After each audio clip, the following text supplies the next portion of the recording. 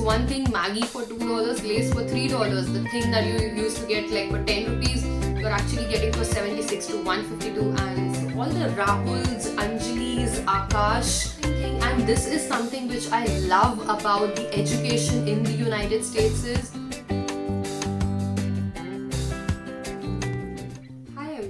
this is Aishwarya this side, and welcome to the channel. It's a heartfelt thank you from me to all of you, all the viewers who have been watching it, and all the people who have been liking and commenting as well as subscribing to the channel.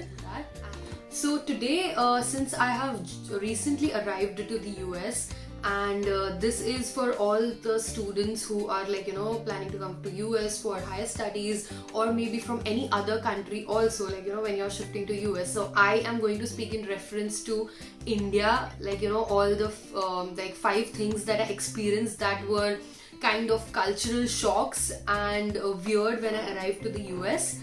So that's my experience. If you have some other experience or some unique thing which you experienced, it would be great if you can comment down below. Okay, so let's begin. Alright, so the first thing which I found weird and unique here was that since my college and my school days, my name Aishwarya, I have had multiple Aishwaryas in my own class, in my own college, whether it is undergrad or wherever I have been working there as well. There were at least another Aishwarya, and I still remember during my school days I had 4 people in my entire batch with the name Aishwarya. So here in my of the people I know in my college or the university, I am the only one Aishwarya. So that is something that's going to be unique for all of you guys. So all the Rahuls, Anjalis, Akash, and all the people out there, so your name would probably be one unique that you have not till now it wasn't unique, but after coming here you might not find another person of the same name. That's a good thing.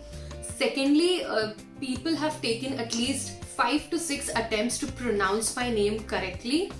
So yes, Aishwarya, how easy it sounds for the Indians here. When you come, people from different cultures, it becomes difficult to adapt to this pronunciation. So yeah, people have taken, my professors, my new friends which I made who were not Indians have taken at least 5 to 6 attempts to actually pronounce it clearly, and right now I have come to the conclusion that okay, if it is slightly here and there, I'm good with it. So here you would also find that people come up with their preferred names. So I didn't want myself to be called as Ash or something else, so I would make sure that people practice and pronounce it to Aishwarya. But yeah, it is going to be unique for all of you guys, like Rahul, Anjali, Neha. These are the very common names, but coming here it's going to be one unique thing. So that's something interesting and unique that I found here. Alright, moving ahead to the second unique and the second cultural shock which I experienced after coming here is expenses. Yes, expenses, because in India you are used to for example buying a Maggie packet for say 12 rupees, like the small one, and buying a Lay's for around about 12 rupees, 10 rupees, 20 rupees. And here when you come and you go for grocery shopping, so the same Maggie would cost you around $2 to $3. So $1 is approximately 76 rupees. Now you can do the math. 76 into 2 is 152. Okay, so yes, so when you go for grocery shopping for the first time, or in fact when you go in general also for shopping, you would have that tendency to actually calculate back again and again to your own currency.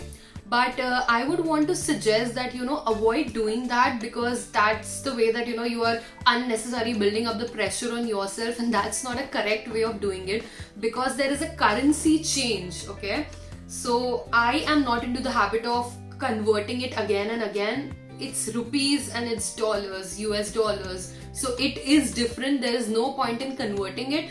But initially everybody faces it, so even I faced it for the first time when I went for grocery shopping and I was calculating it and converting it. It is bit interesting initially, but avoid doing that, because then you're not going to enjoy things, like, whenever you go out or whenever you have to buy something, you're going to think about it twice or thrice and again, and in that way, that's not a good way of it, and logically, practically speaking, it's a change in currency. So there is a huge difference between the currencies. So yeah, that's one thing. Maggi for $2, Lay's for $3. The thing that you used to get like for 10 rupees, you're actually getting for 76 to 152, and just stop calculating for now.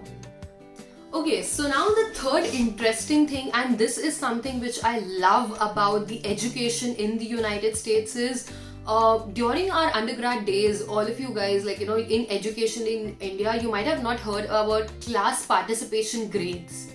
Okay, so this is something which is very unique.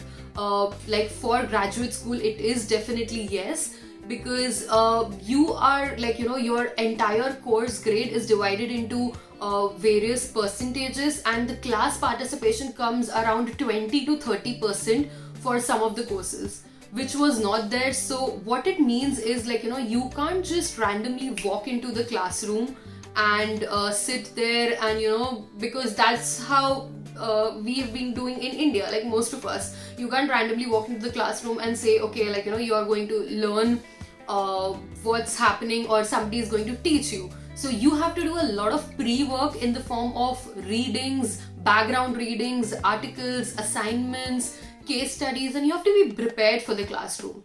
One very interesting thing is, like, once you prepare before and then you go to the classroom, you understand things better. Okay, so you understand things better, and there is a class discussion. If you don't speak up, if you don't open your mouth, if you don't keep your point, if you don't keep your opinion, then you're not going to get good class participation grades.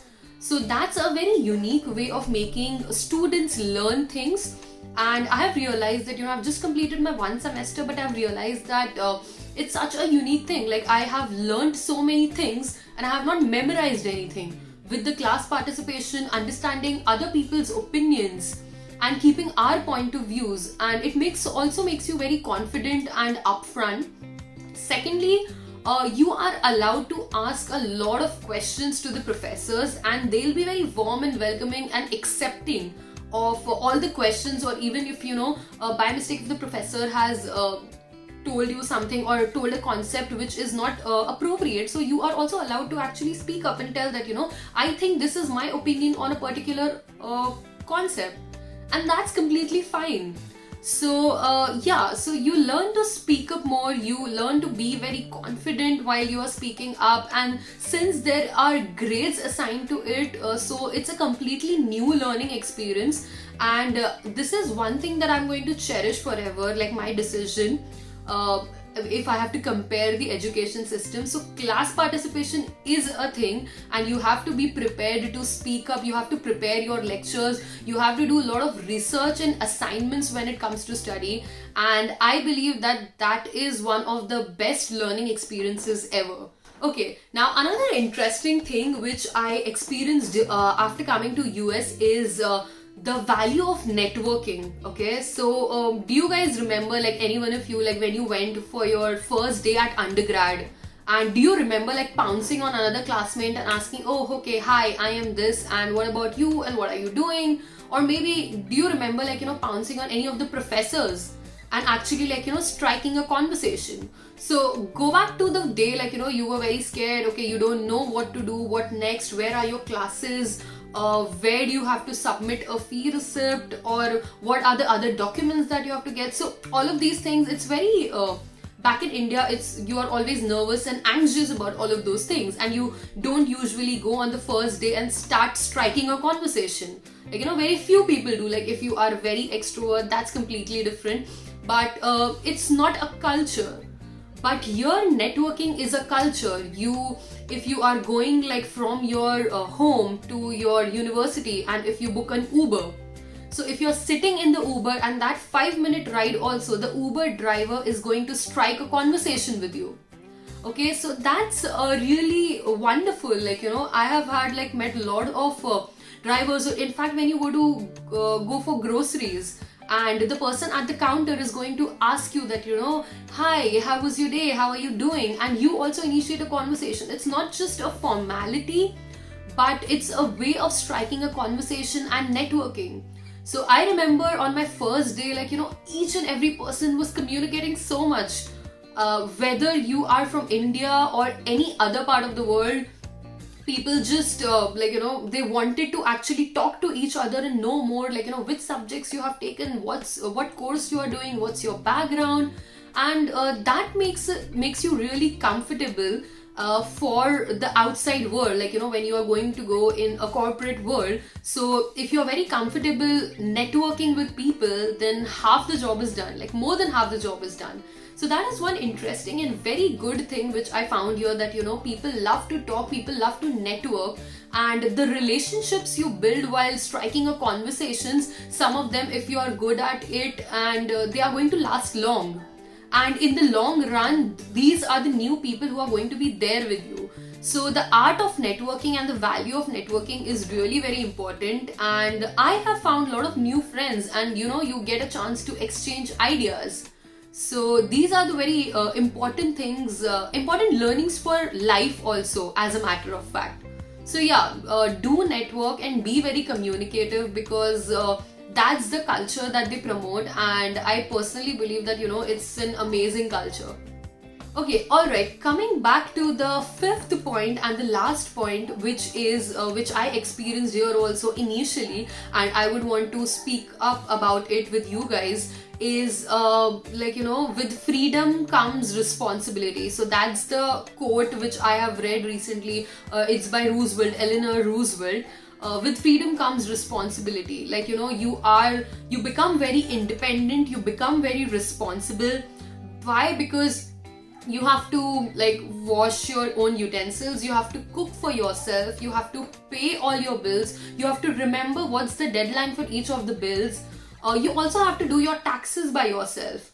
So back in India, people who have done undergraduation and all of those things, you are usually while studying, you are not working or you are not independent, because you are always with your parents. So you don't get to do all of these things. But when you come here as a student, you are working sometimes on campus, off campus, you are staying all by yourself, and each and everything, the electricity bill to the water bill to the utilities, everything has to be taken care by yourself. So you have to ensure that you don't waste electricity, or you switch the water tap up because you are going to waste water and that's going to increase the bill. Or maybe for that matter that you are using everything very cautiously and sparingly, because you are responsible for paying it. Okay, at the same time, your safety also is in your hands. During undergraduate days, all of you guys must have experienced that parents always panic a lot when you have to, Indian culture is such that when you have to go out, and definitely being a girl, that okay, come home safe, this is the curfew, people have curfews at their homes, that you have to reach home at this particular time, because parents care for you, your parents care for you, they know how the outside world is. And as a teenager in undergraduate days, you sometimes might not understand all of these things, because you are not in your parents' shoes, you're not looking from your parents' perspective, but those things, they always care about you, you're very cautious, and that is how, because there is somebody else to tell you all of these things. But when you are here, you yourself become very cautious, that you have to wake up early in the morning, because if you don't wake up early in the morning, then who's going to you have to cook for yourself, who's going to cook for you? And if you don't wake up, then you might miss a lecture or miss your on-campus job. So these are very important things. So as I mentioned that you have full freedom to do anything, but at the same time you become very responsible and independent about things, because everything you have to do by yourself. Alright, thank you so much for watching this video. These are the 5 unique things or cultural shocks which I've experienced after coming from India here. And if you have experienced something different, do drop in comments below and let the world know that what are the cultural differences that you have experienced here.